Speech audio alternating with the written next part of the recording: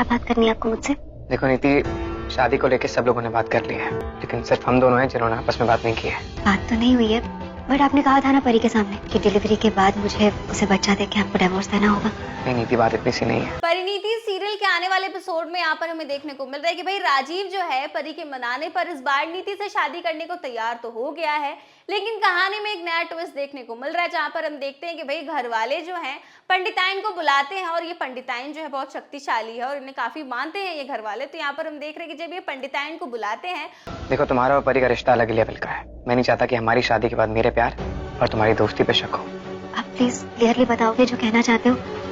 मैं कंफ्यूज हो रही हूँ। देखो नीति, ये शादी हम समाज के लिए कर रहे हैं, इसलिए बंद कमरे में हम लोग हस्बैंड वाइफ कभी भी नहीं होंगे। कुंडली मिलाने के लिए राजीव और नीति की तो यहाँ पर एक बड़ा मोड़ देखने को मिलता है कहानी में, जहाँ पर हम देख रहे हैं कि भाई पंडिताइन जो है वो कहती है कि भाई इन दोनों की शादी तो कभी हो ही नहीं सकती और दोनों एक दूसरे के लिए बिल्कुल भी नहीं बने। और यहाँ पर पंडिताइन कहती है कि अगर इन दोनों की शादी होती है तो राजीव की जिंदगी जो है वो तबाह हो जाएगी, इसलिए मुझसे कभी कोई उम्मीद मत रखना। ये कहना जरूरी था क्या? I mean, मैं समझती हूँ ये सब, तो आप ये सब कुछ कह के ना मेरे इरादों पर शक कर रहे हैं। नहीं नीति, शक नहीं कर रहा हूँ। तो और ये वही बात हो गई कि अगर आप इन दोनों की शादी जबरदस्ती करा देते हो तो आप खुला निमंत्रण दोगे विनाश को। और इस बात को सुनकर भाई परी भी काफी ज्यादा डर जाएगी और सभी घर वाले भी काफी ज्यादा डर जाएंगे। तो वहीं आगे यहाँ पर हम देख रहे हैं कि भाई परी जो है काफी इमोशनल हो चुकी है, वो बहुत ज्यादा कंफ्यूज है कि उसे क्या करना चाहिए, क्योंकि वो राजीव के बिना तो जी नहीं सकती और राजीव की जिंदगी को वो दाव पर भी नहीं लगा सकती। तो यहाँ पर चंद्रिका के साथ वो बात करते हुए नजर आएगी। चीजें क्लियर कर रहा हूँ ताकि शादी के बाद कोई भी कंफ्यूजन या कोई एक्सपेक्टेशंस ना रहे। ये शादी केवल हम बच्चे के खातिर कर रहे हैं, इसलिए तुम्हें कोई भी प्रॉब्लम फील हो रही है तो अभी बता दो, हमें शादी कैंसिल कर सकते हैं।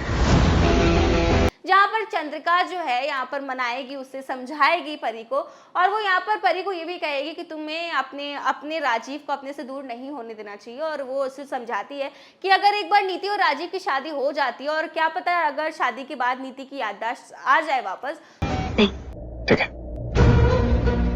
तुम्हें जो कहना था तुम कह चुके, जो समझना तो हो सकता है कि वो राजीव को छोड़ने से मना कर दे। और यहाँ पर हमारी परी जो है और भी ज्यादा कंफ्यूज हो गई है कि उसे क्या करना चाहिए, क्या उसे नीति का साथ देना चाहिए या फिर उसे राजीव का साथ देना चाहिए।